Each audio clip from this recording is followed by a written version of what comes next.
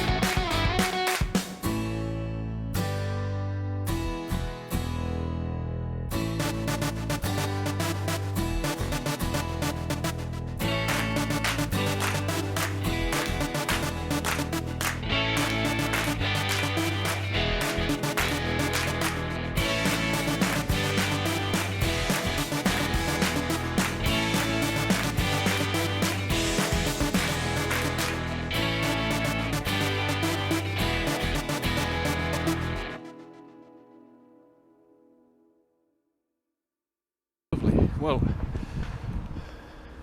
I've had an hour going ridiculously fast. I think data is too busy and too chopped up now because the fucking skiers do that silly swishy side to side thing. Okay, we've all been to the pub camp. What? This is we've all been to the pub camp. Oh yeah. Tatra tea. Not the first one. I think the best was The third. the third. The third was the best.